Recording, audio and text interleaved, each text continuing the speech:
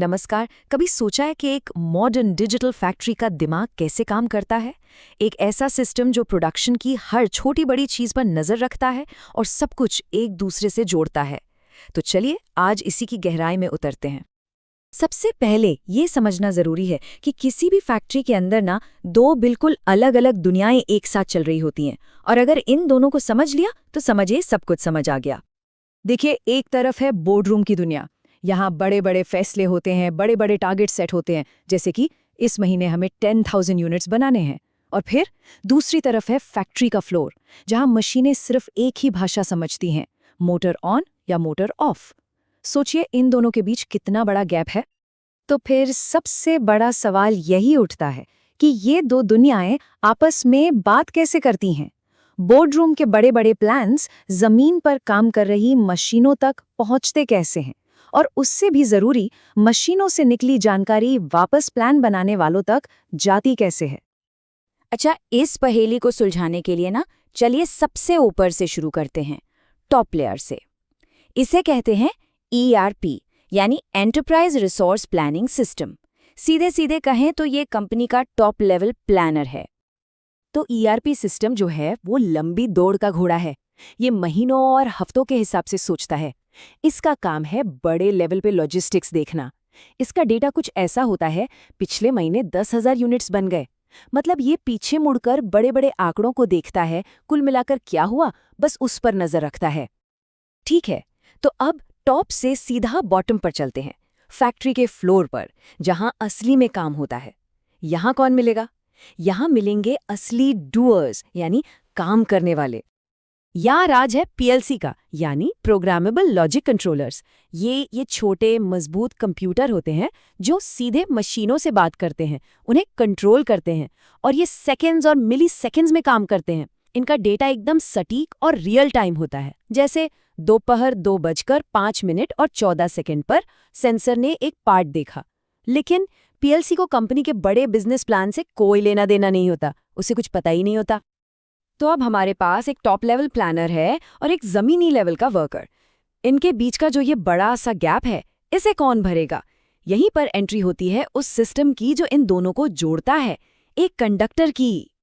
और इसका नाम है मैन्युफैक्चरिंग एग्जीक्यूशन सिस्टम, शॉर्ट में कहें तो MES। इसकी डेफिनेशन ही अपने आप में सब कुछ कह देती है। ये एक ऐसा डायनामिक इंफॉर्मेशन सिस्टम है जो ERP यानी टॉप लेवल और PLC यानी ग्राउंड लेवल के बीच एक रियल टाइम पुल का काम करता है। जी हाँ, यही वो जरूरी कड़ी है जो इन दोनों अलग अलग दुनियाओं को एक साथ लाती है। इंडस्ट्री में ना इस पूरे स्ट्रक्चर को ISA 95 मॉडल कहते हैं। इसे एक पिरामिड की तरह समझिए। सबसे ऊपर लेवल 4 पर है हमारा ERP जो बिजनेस प्लान बनाता है। सबसे नीचे लेवल 0 से 2 तक है PLC जो मशीनों को चलाते हैं, और बिल्कुल बीच में लेवल 3 पर आता है MES जो इन दोनों के बीच कंडक्टर का काम करता है। और ये MES सिर्फ एक पुल नहीं है, बल्कि ये तो पूरी फैक्ट्री का ऑर्केस्ट्रा कंडक्टर है। सोचिए, ये प्रोडक्शन की शेड्यूलिंग करता है, क्वालिटी पर नजर रखता है, सही लोगों और मशीनों को सही काम पर लगाता है, परफॉर्मेंस को एनालाइज करता है, और सबसे जरूरी सारा डेटा इकट्ठा करता है। मतलब ये एक मल्टीटास्कर है जो सब कुछ संभालता है। तो अब ये तो समझ आ गया कि MES क्या है, पर अब बात करते हैं कि ये असल में करता क्या है और कैसे इसका डेटा किसी भी फैक्ट्री के काम करने के तरीके को पूरी तरह बदल सकता है। चलिए एक बहुत जरूरी मीट्रिक की बात करते हैं, OEE। इसका पूरा नाम है ओवरऑल इक्विपमेंट इफेक्टिवनेस। इसे फैक्ट्री का रिपोर्ट कार्ड भी कह सकते हैं। ये एक सीधा सा सवाल पूछता है, हमारी मशीनें असल में कितना अच्छा काम कर रही हैं, और इस स्कोर को कैलकुलेट करने में MES का बहुत बड़ा हाथ होता है। OEE का पहला हिस्सा है अवेलेबिलिटी या उपलब्धता। इसका मतलब सीधा सा है, मान लीजिए एक मशीन को 100 मिनट चलना था, पर वो असल में चली कितनी देर? कहीं कोई ब्रेकडाउन तो नहीं हुआ? इस केस में स्कोर है 86.7%। दूसरा हिस्सा है परफॉर्मेंस यानी प्रदर्शन। जब मशीन चल रही थी तो क्या वो अपनी पूरी रफ्तार से चल रही थी या धीमी चल रही थी? ये स्कोर हमें वही बताता है। यहाँ स्कोर है 89.7%।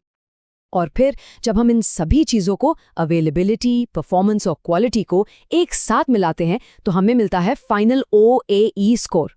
जो यहाँ है 77.8%। अब एक मज़ेदार बात, दुनिया की जो सबसे अच्छी फैक्ट्रियां हैं ना, वो 85% का टारगेट रखती हैं। तो ये स्कोर साफ साफ बता रहा है कि यहाँ सुधार की गुंजाइश है। और MES का यही तो कमाल है, एक नंबर में पूरी फैक्ट्री की असली कहानी बता देता है। अब एक और उदाहरण देखते हैं जो थोड़ा सीरियस है। सोचिए कोई खाने पीने की चीज बनाने वाली कंपनी है।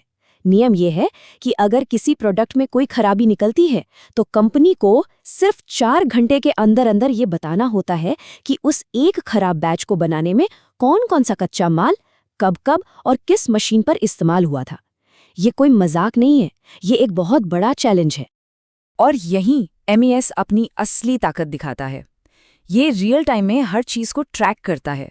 कच्चे माल का बैच नंबर क्या था, कौन सी मशीन इस्तेमाल हुई, किस वक्त क्या हुआ, ये हर एक प्रोडक्ट को एक यूनिक सीरियल नंबर से जोड़ देता है। नतीजा, मिनटों में पूरी की पूरी जन्म कुंडली सामने आ जाती है। पुराने कागजी सिस्टम से ये काम करना लगभग नामुमकिन था। तो अब तक हमने सारे टुकड़ों को अलग अलग समझा, ERP, MES, PLC। चलिए अब इन सबको एक साथ जोड़ते हैं और देखते हैं कि एक स्मार्ट डिजिटल फैक्ट्री में इंफॉर्मेशन का पूरा फ्लो आखिर काम कैसे करता है। तो देखिए, ये एक लगातार चलने वाली बातचीत की तरह है। सबसे ऊपर ERP बताता है कि क्या बनाना है और प्रोडक्शन का ऑर्डर नीचे भेजता है।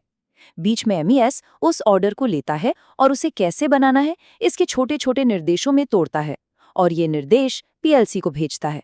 और फिर PLC जमीन से असलियत की रिपोर्ट वापस भेजता है। सेंसर क्या कह रहे हैं, मशीन की हालत कैसी है, ये सब जानकारी ऊपर MES को जाती है। और MES आखिर में ERP को बताता है कि कितने यूनिट्स बनकर तैयार हैं। ये ऊपर से नीचे और नीचे से ऊपर का एक ऐसा साइकिल है जो कभी नहीं रुकता, और यही चीज फैक्ट्री को स्मार्ट और रिस्पॉन्सिव बनाती है। तो ये सब समझने के बाद एक बहुत ही दिलचस्प सवाल दिमाग में आता है। जैसे जैसी फैक्ट्रियां और ज्यादा स्मार्ट होती जाएंगी और ज्यादा डेटा इकट्ठा करेंगी, क्या कभी ऐसा वक्त आएगा जब इंसान नहीं बल्कि डेटा ही बिजनेस के बड़े बड़े फैसले लेना शुरू कर देगा? सोचने वाली बात है ना।